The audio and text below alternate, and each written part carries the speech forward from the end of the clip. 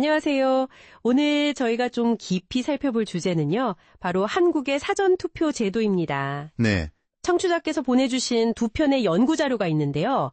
이걸 바탕으로 사전투표가 어떻게 이렇게 확산됐는지, 또 참여하는 유권자들은 어떤 특징이 있는지, 그리고 이 제도 자체에 대한 신뢰도 문제까지 좀 흥미로운 지점들을 짚어보려고 합니다. 네, 이게 2020년 총선하고 또 2024년 총선 데이터를 분석한 자료들이죠. 맞아요.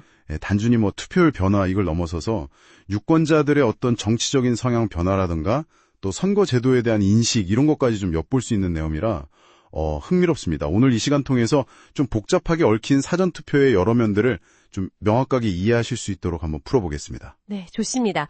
그럼 먼저 사전투표 정말 많이 늘었잖아요. 아, 그렇죠. 확 늘었죠. 2014년 지방선거 때만 해도 한 11.5%였는데 이게 2020년 총선에서는 26.7%, 그리고 바로 지난 2024년 총선에서는 31.3%까지. 와, 정말 많이 올랐어요. 네, 거의 3배 가까이 뛴 거죠. 그렇죠. 근데 처음에는 사전투표 하는 분들이나 선거일 당일에 하시는 분들이나 비슷하다고 봤는데 2020년 연구를 보니까요. 이게 좀 다른 면이 보이기 시작했다 이런 분석이 있더라고요. 맞습니다.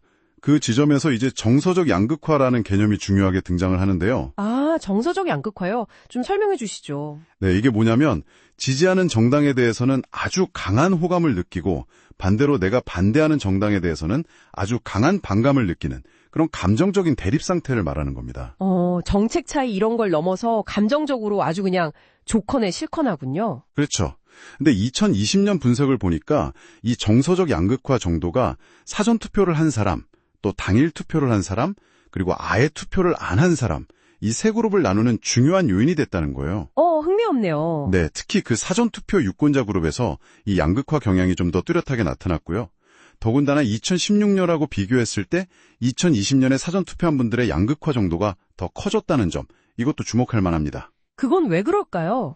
아무래도 이제 내가 지지할 후보나 정당을 좀 일찍 결정하고 적극적으로 투표하려는 그런 성향하고 연결지어 볼 수 있겠죠. 정치에 관심 많고 자기 의사가 확고한 분들이 먼저 움직이는 경향이요. 그렇군요. 정서적 양극화가 강한 사람들이 사전투표에 더 적극적이다.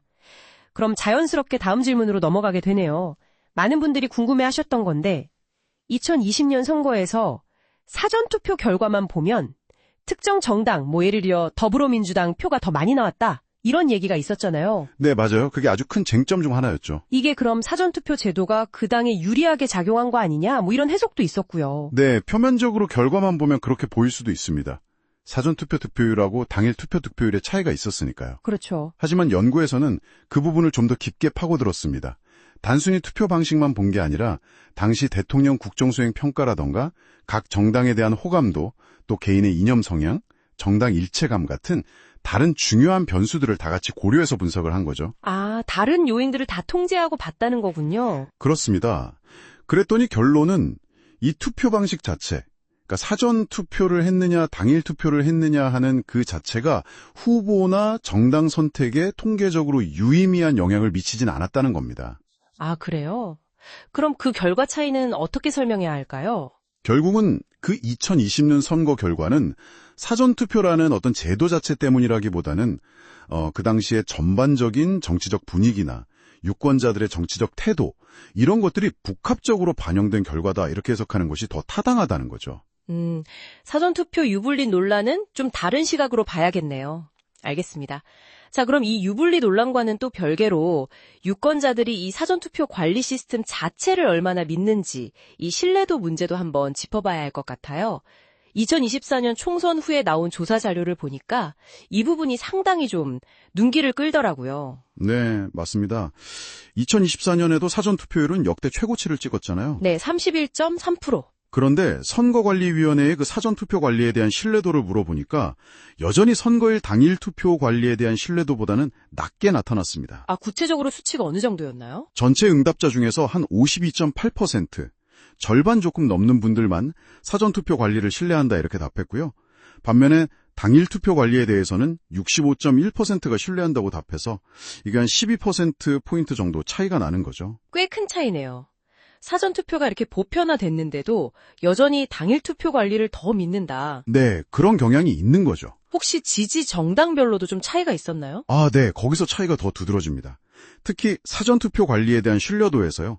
더불어민주당 지지층은 한 60.6%가 신뢰한다고 답했는데 국민의힘 지지층은 43.2%만이 신뢰한다고 답을 했어요. 와, 차이가 거의 17%포인트 넘게 나네요. 그렇죠. 국민의힘 지지층에서는 절반도 채 믿지 못한다는 거니까요. 반면에 그 당일 투표 관리에 대한 신뢰도는 양당 지지층 간에 그렇게 큰 차이는 없었습니다. 특정 정당 지지층에서 사전투표 관리에 대한 불신이 좀 더 강하게 나타나는군요. 네.